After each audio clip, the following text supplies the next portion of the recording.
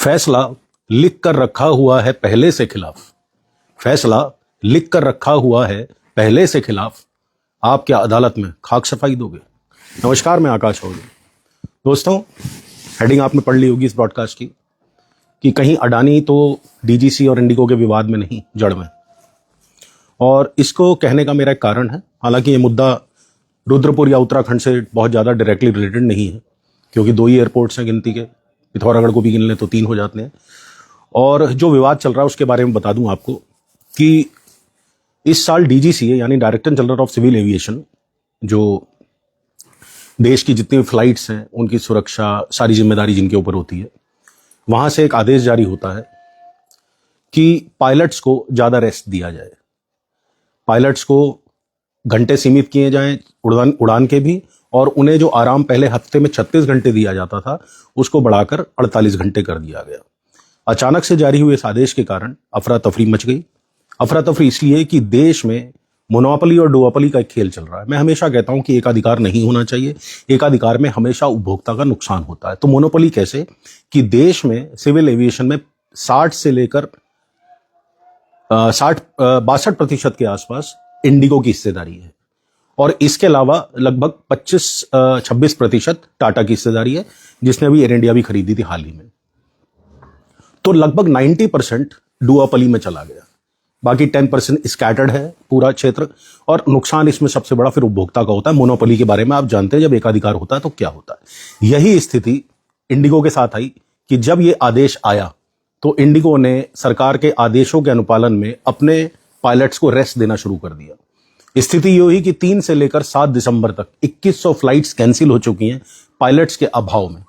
Pilot नहीं है तो इसलिए फ्लाइट्स कैंसिल करनी पड़ी। लोग जो हाल थे एयरपोर्ट्स के, वो आप लोगों ने अगर वीडियोस देखे हो तो वो रेलवे स्टेशन और बस स्टैंड ज्यादा लग रहे थे बजाय बनिस्पत एयरपोर्ट्स के। स्थिति इतनी विकराल हो गई कि किसी की माँ की मृत्यु हुई थी। मैंने देखा था कि वो इंसान रो रहा था और वो अपनी माता के अंतिम संस्कार में नहीं जा पाया फ्लाइट्स कैंसिल होने की वजह से। ऐसे ही किसी को मेडिकल एड की जरूरत थी, या किसी को बिजनेस मीट थी। बहुत 3 लाख से अधिक लोग स्टैंडर्ड एयरपोर्ट्स पर खड़े रहे 2 दिन, 20-20 घंटे उनकी फ्लाइट्स लेट हुई। यहां तक कि एयरपोर्ट अथॉरिटीज ने और इंडिगो के जो स्टाफ ने, उन्होंने कोई एक सेटिस्फैक्ट्री आंसर नहीं दिया, संतोषजनक उत्तर नहीं दिया कि आपको कहां ठहराया जाएगा या आपके लिए और किसी फ्लाइट की व्यवस्था की जाएगी। लेकिन ये अफरा तफरी मची कैसे दोस्तों, मैं आपको बताता हूं। मुझे ऐसा लगता है कि ये एक सुनियोजित षड्यंत्र है, और मैं आपको एक खबर बताता हूं। उस खबर से आप रिलेट करिएगा कि अडानी कैसे इसके बीच में आए। हेडिंग है, अडानी समूह 820 करोड़ में पायलट प्रशिक्षण कंपनी एफएसटीसी का अधिग्रहण करेगा। और मैं इसका आपको एक स्क्रीनशॉट भी दिखाता हूं। कोशिश करूंगा कि अगर ये देखिए, मनीष अगर इसको दिखा सके सही ढंग से। अडानी डिफेंस ने भारत की फ्लाइट ट्रेनिंग कंपनी एफएसटीसी का 820 करोड़ रुपए में अधिग्रहण कर पायलट प्रशिक्षण क्षमता बढ़ाई। यानी अब अडानी साहब देश के सबसे बड़े पायलट प्रशिक्षण कंपनी में सबसे बड़े हिस्सेदार हो गए हैं, और ये बृहस्पतिवार को ही हुआ है। पायलट प्रशिक्षण से जुड़ी फ्लाइट सिमुलेशन टेक्निक सेंटर में 72.8% हिस्सेदारी का 820 करोड़ रुपए में अधिग्रहण करने जा रही है अडानी की कंपनी। अडानी एंटरप्राइजेस के पूर्ण स्वामित्व वाली अनुषंगी Adani defence systems and technologies limited और होराइजन एरो सॉल्यूशंस लिमिटेड ने इस आशय की हिस्सेदारी खरीद समझौते पर हस्ताक्षर किए हैं। यानी पायलटों की कमी एक बताई गई, सिर्फ इसलिए डीजीसी ने आदेश पारित कर दिया कि पायलट्स की कमी ताकि हो जाए। तो क्या इसे ऐसा नहीं, ये इत्तेफाक माना जा सकता है दोस्तों कि अडानी की कंपनी ट्रेनिंग स्कूल में 72.8% हिस्सेदारी खरीदती है, और उसके बाद आदेश जारी होते हैं कि पायलट्स को आराम दिया जाए, यानी पायलट, और उसके बाद उसका जो खामियाजा है वो जनता भुगत रही है। देश में ये मैसेज गया कि पायलट्स की कमी है, और पायलट्स की कमी की पूर्ति कहां से होगी? इस ट्रेनिंग स्कूल से। तो दोस्तों, ये जैसा है वैसा दिखता नहीं है, और जैसा दिखता है वैसा है नहीं। अब एक हाइप बनाई जाएगी, हम लोगों को मीडिया के जरिए बताया जाएगा कि पायलट्स के प्रति संवेदनशील है ताकि कोई दुर्घटना हो, पायलट्स को आराम मिले। पहले भी हवाई जहाज चलते रहे, इन्हीं गिनतियों में चलते रहे, लेकिन मोनोपोली, अब इंडिगो की मोनोपोली जब वहां सामने आई और लोगों को इतनी दिक्कतों का सामना करना पड़ा, तो इसमें 2 चीजें निकल के आती। एक तो क्रोनी कैपिटलिज्म, जिसे मैं हिंदी में शायद नहीं बता पाऊंगा आपको, क्रोनी कैपिटलिज्म में ये होता है कि अपने ही कुछ खास दोस्तों को फायदा पहुंचाया जाता है बिजनेस ग्रो करने के लिए। आप इसको सर्च कर लीजिएगा गूगल पे, क्रोनी कैपिटलिज्म के बारे में आपको पता लग जाएगा। और दूसरा मोनोपोली, ये दो चीजें मैं कहता हूं हमेशा गलत होती हैं उपभोक्ता के लिए। और मैं आपको आगे एक वीडियो दिखाता हूं, सिर्फ एक वीडियो मैंने रखा कि ताकि आपको पता लगे कि कितनी बुरी स्थिति थी एयरपोर्ट्स की। ये देखिए आप, ये वीडियो है।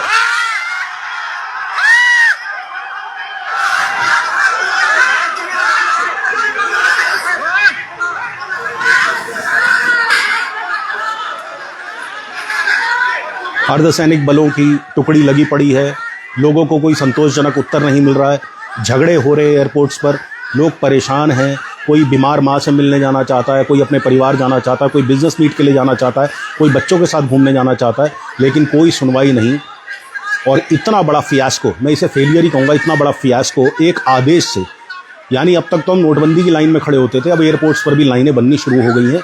ये सिर्फ और सिर्फ एक गैर संवेदनशील अहितकारी निर्णय जो डीजीसीए का आया कि आप पायलट्स को 48 घंटे का रेस्ट दें, वो 2 से ज़्यादा टेक ऑफ या लैंडिंग नहीं कर सकते रात में।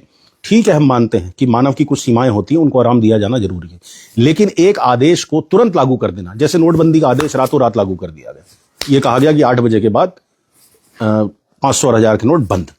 लोगों को तैयारी के लिए समय हमेशा मिलना चाहिए। खैर, नोटबंदी का ऑप्शन था, अगर बताते तो शायद होर्डिंग होती।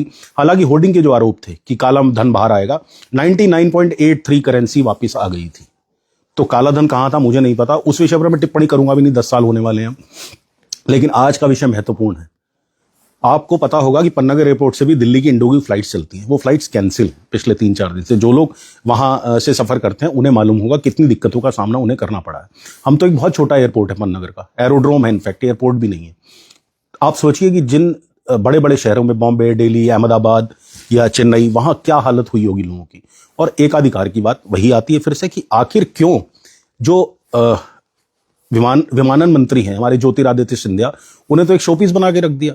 शोपीस इसलिए कि हमारे पास अपनी कोई विमान सेवा प्रदाता कंपनी नहीं है।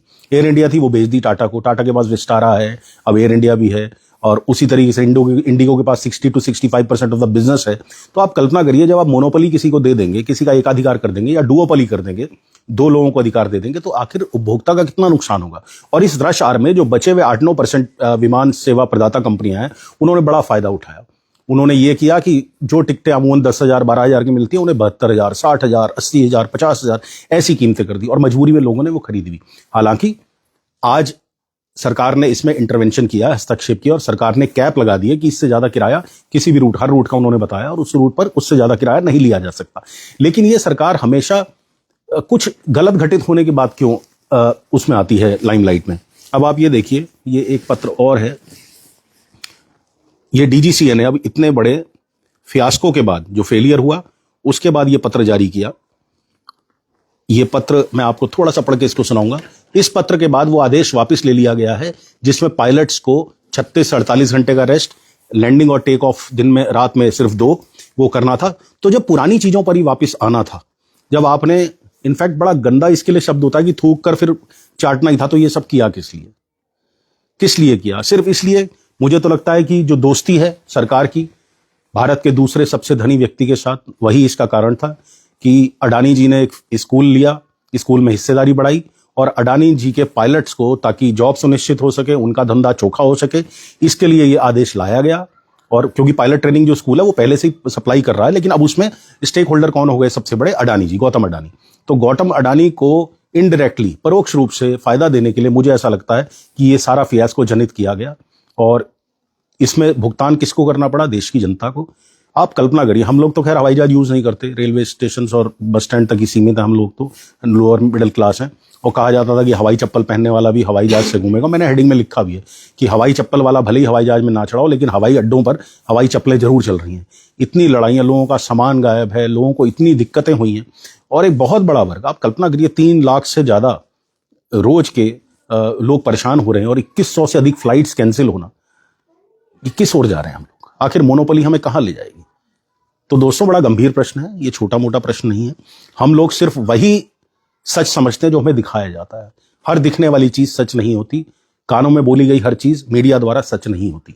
हो सकता है मैं भी गलत हूं, मैं ये नहीं कह रहा कि मैं बिल्कुल सही हूं। आप आंख बंद करके मुझ पर विश्वास करें, आप इसको करिए, सर्च करिए अपने विभिन्न जो माध्यम हैं, चाहे वो गूगल सर्च इंजन हो या फिर आप ग्रोक से पूछिए, जो बिल्कुल विश्वसनीय सूत्र हो उनसे पूछिए, या जिस पत्रिका पर आप विश्वास करते हो, जिस अखबार, क्योंकि आज भी इस आधुनिक युग में जहां ग्लोबल इज लोकल कहा जाता है, दुनिया पूरी एक गांव बन गई है, वहां पर मुझे लगता है कि अखबारें आज भी प्रासंगिक हैं। अखबारों में लिखी बात काफी हद तक सच होती है बनिस्बत मेन स्ट्रीम इलेक्ट्रॉनिक मीडिया के, क्योंकि ये लोग तो सिर्फ और सिर्फ एजेंडा चलाते हैं, झूठ बोल के आप लोगों को गुमराह करते हैं, आपकी ब्रेन वॉशिंग करते हैं, क्लिनजिंग करते हैं, और ये गलत है। मोनोपोली के खिलाफ उठना चाहिए हर इंसान को। मैं कहता हूं आपकी गली में अगर किराने की एक दुकान होगी ना, तो हम मनमाने रेट लेगा आपसे, और वहीं अगर 3 दुकानें 4 दुकानें होंगी तो कंपटीशन जब बढ़ेगा तो लोगों का फायदा होता है उसमें।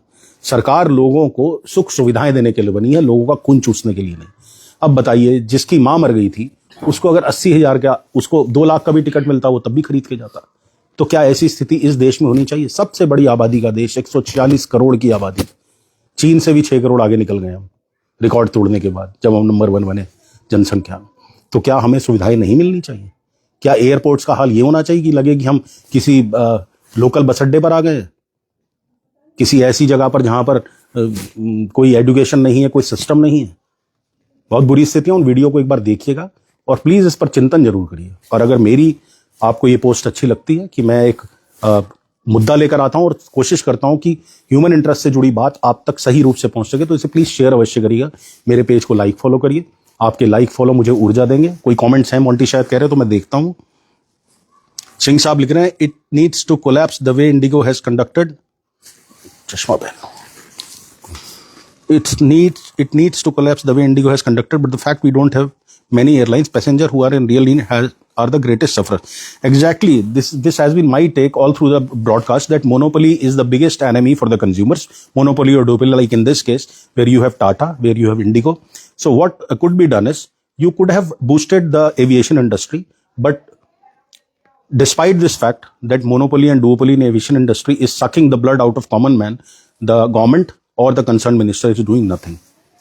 तो सिंह साहब प्लीज शेयर करिएगा। हमारे मम्मी के बेटे ने भी गुजरात जाना था, इंडिगो की फ्लाइट के चक्कर में जा नहीं सके। देखिए, अब ये लाइव में ही आपको, रुद्रपुर के ही हैं लवी जी, उन्होंने बताया कि उनके मामी की बेटी ने जाना था लेकिन नहीं जाए। When you mess with bureaucrats and government, doesn't matter how big is the empire, it may collapse. Exactly, it will some day or other, but it will. जनता को जुमले सेट कर जा रहे हैं, इसके अलावा कुछ नहीं। अमित अरोड़ा कह रहे हैं सारा फायदा अडानी और अंबानी को पहुंचाया जा रहा है। With a 64% market share and established monopoly in the Indian sky, you want people to be empathetic? What for? 1,000+ flights cancelled for a reboot of systems. Who pays for the loss? Nobody. Actually, क्या है ना? What happens is, Singh साहब, कि nobody has the guts to question the government. और मैं हमेशा कहता हूं कि आप प्रश्न पूछिए, आप प्रश्न पूछिए। भगवान ने आपको जुबान दी है, दिमाग दिए, प्रश्न पूछिए। ये भेड़ चाल में मत जाइए कि जो टीवी ने कह दिया, जो ये चीयर लीडर्स आती है टीवी पर, इन्होंने जो मेकअप करके 6 इंच मोटी परतें लगा के जो कह दिया वो सच नहीं है। अपनी बुद्धि का इस्तेमाल करके, भगवान ने आपको विवेक दिया है, सबको विवेक दिया है, मुझे भी दिया है, आप सब दर्शकों को भी दिया है, हर इंसान को विवेक दिया। उस विवेक का उपयोग कीजिए।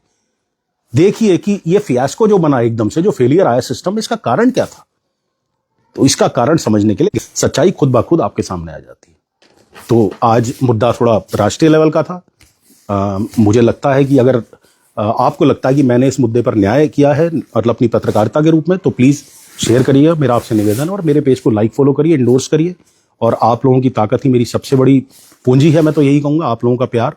और दूसरी बात, अगर मेरी कहीं कोई कमी लगती है तो प्लीज मुझे कमेंट करके अवश्य बताएं, अपने विचार बताएं, मैं उस कमी को दूर करने का प्रयास अवश्य करूंगा। तो मिलते हैं फिर किसी और चर्चा पर। भारत माता की जय।